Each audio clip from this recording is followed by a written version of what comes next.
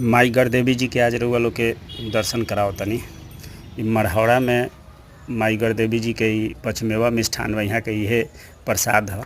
इ माली लोग फूल लेके बैठल बा लो दुआरी पर आ गाड़ी के दूगो पुजाई होता। एगो मारुति सुजुकी के गाड़ी बा आ एगो स्कॉर्पियो। जैसे प्रसादी रखायल हनुमान जी लोग आके आ प्रसादी उठा के चल गल। फिर एक आदमी आयल आ जस्ट हम खड़ा रहनी ओकरे बगल में आके इ लोग ताकता जे प्रसादी कोई रखो जे हम उठा के।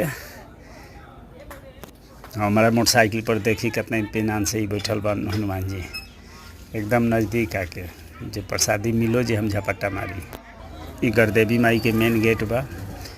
इ घंटा बा मेन गेट पर ही आगे नहीं रहुआ अंदर जहाँ पर ही गढ़देवी माई के मंदिर बा। में वहाँ के शक्तिपीठ जन बनावल गल बा।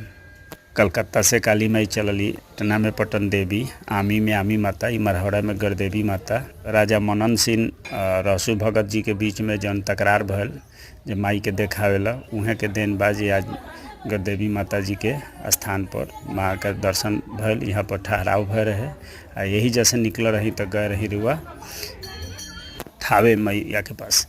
अभी भक्त लोग आ रहे तो वहाँ से प्रसादी छीन के देखी बचल खुचल बात निकाल के हनुमान जी खातनी।